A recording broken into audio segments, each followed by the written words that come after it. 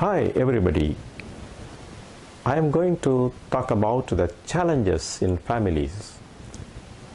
Families are the units consisting of different individuals formed as one unit. The uniqueness of individuals and their differences are bound to create problems with one another, the closeness of family or with the society. But at the same time, it is imperative to make efforts to understand, analyze, and solve problems for building up relationships and strengthening the family ties. Events like divorce and remarriage present new difficulties for individuals and families. Other long-standing domestic issues such as marital conflicts and the abuse of women continue to strain the health and stability of families today. Families face many challenges more than ever due to the emerging changes in the society. At the end of this talk, you will know the various challenges of families, understand the reasons for the challenges, know the consequences of the challenges, and gain an insight in the handling of these challenges. Let me discuss the current challenges in families and begin with separation. Separation is one of the emerging problems in Indian families. It is often considered as a prelude to divorce. Unlike in the past decades, now more Indian women are opting for separation. The reasons can be varied from simple to complex. The rate of separation is no doubt at an increase. The separation in the past was a rare phenomenon and was mainly due to the chronic illness or for some unavoidable reasons. The women were forced to stay in the marital house, tolerating all kinds of chauvinistic behavior of their husband. No matter how unhappy the woman was in the marriage, due to financial constraints, she would stick around in her husband's home and not step out. The women were forced to accept the deviant behavior of the husband, abuses at home, and all sorts of violent behavior. However cruel the husband behaved, the woman was expected to serve him as a dutiful wife. Earlier, feudalistic societal norms had hardly any room for separation or a platform to register the voices of the affected women. Financial dependency and societal stigma restricted women from physical separation even if they were disconnected or separated in their minds. Let me discuss the reasons for separation. The major reasons for separation today include the desire to be independent, getting attracted to another person, infidelity, physical incompatibility, reduced interest in sexual activities or sexual incompatibility, conflicting tastes and desires between the husband and wife, constant nagging, comparing one's partner with another person always, imparting unsolicited advice all the time, frequent quarrel and violent behavior, and addiction to alcohol or substance abuse. The financial independence that women have achieved has brought in a change in their attitude. Women, by and large, feel that their individuality must be respected and should not be interfered with. Their economic dependence on men is much less or non-existent compared to olden days when women stayed at home. Today, a woman does not stay in a marriage if she is unhappy. The rules of marriage have changed and parents have made their daughters independent and self-sufficient. The awareness among women about their rights, educational background, fairly good level of self-esteem and confidence, and the support they get from their parental home, friends, and the women's organizations make them react to intolerable behavior. In today's context, separation is seen as a temporary remedy by couples facing some form of conflict within. Let me now outline the implications of separation for women. Separation has different implications on women of different caliber. Separation for financially dependent women means that she has to look out for other means of survival. A separated woman in most of the cases goes to her parental home, and the initial acceptance may not sustain for a longer period if the woman is considered to be a liability by the members of her own parental home. She may not be involved in any of the decision-making process, and she and her children will have to live at the mercy of others. The semi-skilled and educated women, though initially depend on her parental home, later learn to stand on their own legs, upgrade their skills, and enroll for jobs. For most of the career-oriented women, separation is a prelude to divorce. They are not financially dependent on anyone and can therefore lead independent lives. In some cases, economic independence may be there without social or parental acceptance of the problem of separation. The financial independence achieved by women has brought in a change in their attitude. They feel that their individuality must be respected. Further, the separate careers result in men and women working in different places, thus increasing not only the physical distance but also the mental distance. This invariably leads to separation. All these causes, either singly or in combination, end up in the couple breaking up. The stress and anxiety related to separation is crucial, and it affects the spouse's interpersonal relationship in the family. For example, the pain of separation between the husband and wife does not stop with them, but enters into the relationship of the father with the child or mother with the child. Very often, anxiety of the separated partner is high about the children of all ages. Couples may make use of the period of separation by seeking external help to look at their marital life in a different perspective and try to reconcile with the marital life if it resolves the conflict. The period of separation can be also utilized by men who are genuine and open to correct their mistakes and restart their life. During separation, in many instances, the children are with their mother, and their inability in the initial stage to come to terms with the reality leads to great stress and strain. Whatever may be the reason, when a separation takes place, of all the members in the family, especially the children, are the most affected. Let me now discuss about divorce. Divorce is considered as a final breakup or conclusion of a marriage between the legally wedded couples. Through this procedure, the couples are legally separated and expected to abide by the court rules.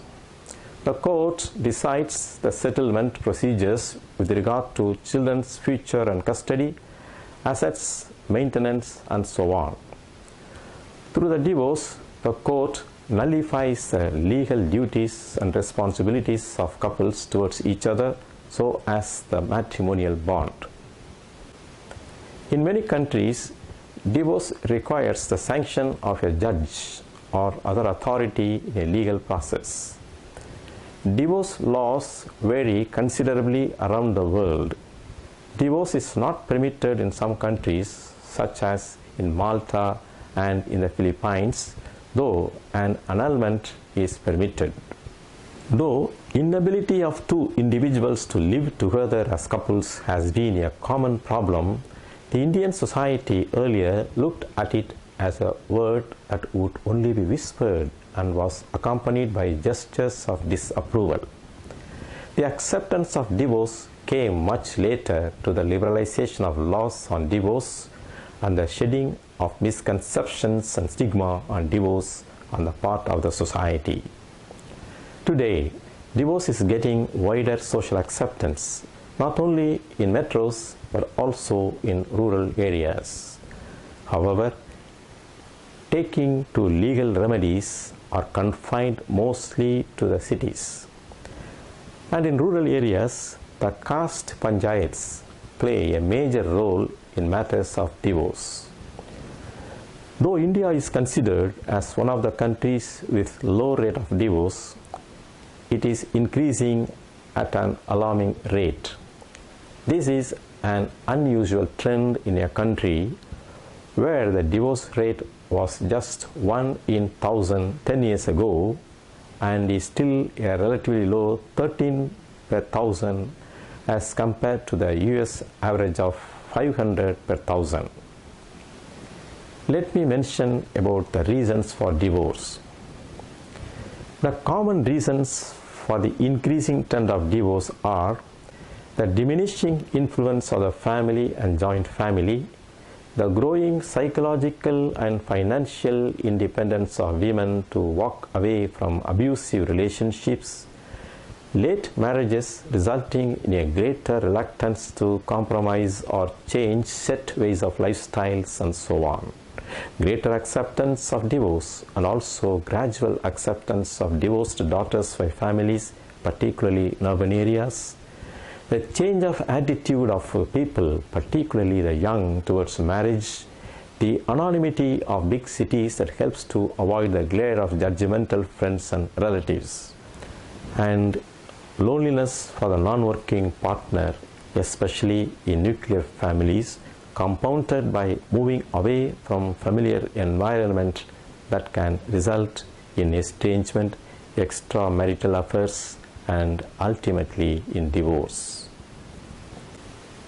Let me discuss about the love beyond marriage. The cultural expectation is that the couples are eligible for love and relationship within the framework of marriage. When someone enters into love beyond marriage, they break the cultural norm of marriage. This is also named as extramarital affairs, which means that it violates the institutional right and functions of family and deceives the other partner. The violators may identify a number of reasons. Unlike the past, the force of neoliberal development demands women's entry into workforce and working together with men has become quite common. However, the perception of men about women as commodities or objects of pleasure has not changed much among the majority of the male workforce. This often ends up with the sexual advances and sometimes as love beyond marriage. The unwritten societal acceptance of male domination also silently allows a love beyond relationship of men. This is again considered as a sanction for continuation of such a relationship by forgetting the victimization of women at home. Let me mention about the live-in relationship. The new economic upsurge and the exposure to different cultures have paved the way for a new trend of live-in relationship by young couples. This trend is a challenge to the institution of family. The couples do not enter into any legal commitment. They are free to break the relationship at any point of time and resume it with the same partner or other partner of their choice. There are cases where the couples do not opt for having children. Though initially the relationship may begin in partnership, later on the subordination of women is seen in this relationship also. In India, the state has accepted such a relationship through the Apex Court, which has formulated some guidelines relating to live-in relationship. Let me discuss about alcoholism or drug abuse. Alcoholism or drug abuse is a progressive disease which affects the entire family and becomes a permanent challenge to the family. Alcoholism dismantles the relationship among the members.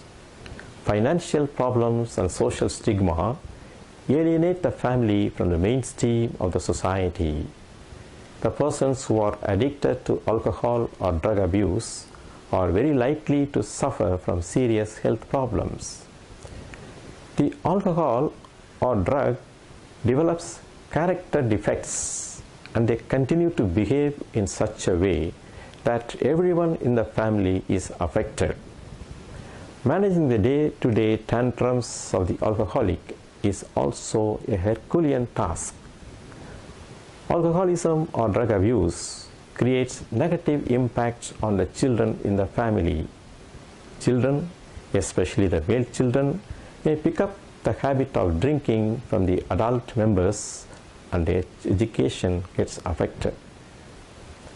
If a person in a family is affected by any sort of addiction, the entire family has to pay for it, which means the mental peace of everyone in the family is affected. In most cases, the addicts may discontinue their education or job and become a burden to the family. Their violent behavior also poses a threat to the economic stability, emotional well-being, and social relationship of the family. Chronic illness is another challenge which families have to face. Chronic disease is a long-lasting condition that can be controlled but not cured. Chronic illness affects the population worldwide. Data from the World Health Organization show that chronic disease is also the major cause of premature death around the world. If a person in a family is affected with chronic illness, chances are more for the person to get affected by depression. The depression often aggravates the disease, and it may curtail the mobility of the person and may appear more dependent and sometimes behave very rudely. Now, managing the sick person is a challenge to the entire family. This sickness and the behavior of one of the members affect the others. The sick person needs regular care. The entire family is involved in providing care and treatment to the sick person. The sickness not only needs the physical presence of the members, it also needs greater financial resources of the family. The challenge of the family includes the management of the additional responsibility in terms of financial management, allotment of human resource for caregiving, and showing progress in the recovery process. Let me tell you about the challenge of providing security for young girls. Today, one of the most important challenges for family is the safety and security of the girl children. The insecure atmosphere that prevails due to the decayed social norms and practices do not offer physical and mental safety to girls. Frequent incidents of sexual abuse, trafficking, molestation, acid attack for refusal of any amorous advances, and other kinds of abuses on girls create fear psychosis in the minds of parents about the security of their daughters. This fear often makes them to control and restrict the girl's mobility beyond a point. There are instances where parents have stopped the education of their daughters for fear of safety, particularly in the rural areas. Many girls are married off at an early age to avoid any such problem of victimization. Let me tell you about parenting as a challenge. In every stage of family life, parenting is a challenge in family. When the couples have children, they are responsible for bringing up a child with all good virtues, care, nutritious food, education, exposure, and experience to face the reality of the world.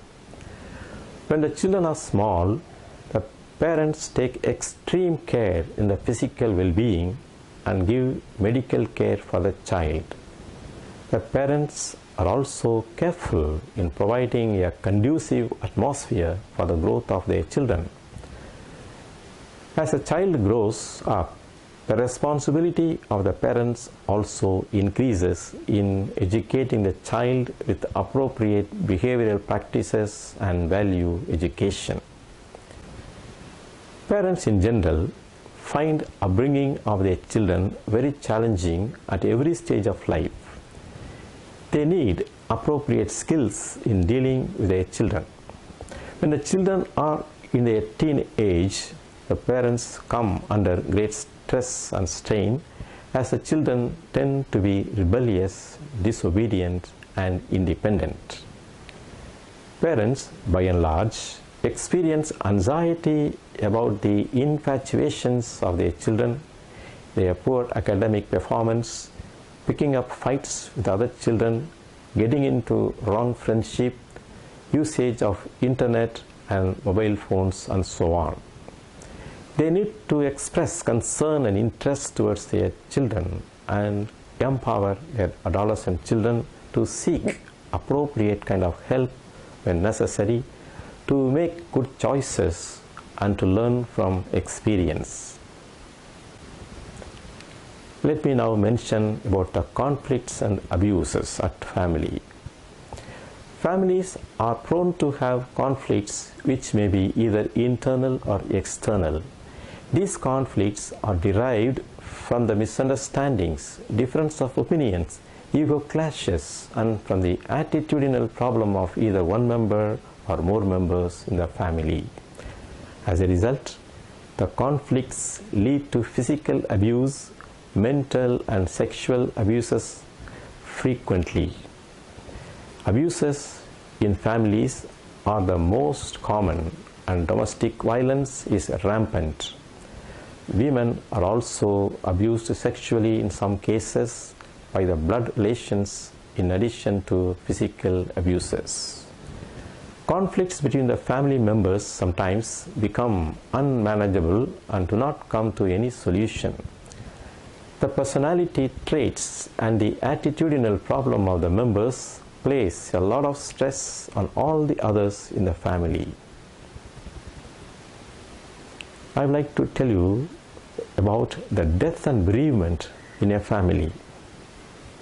The sudden death of a member in the family poses a severe challenge, particularly if the deceased member is a breadwinner. The families are grief-stricken and are emotionally down. Some families may find it extremely difficult to manage their routine daily life and maintain social relationship. Though death of one of the members has occurred, life for the other members has to move on, and therefore they have to face the challenges before them.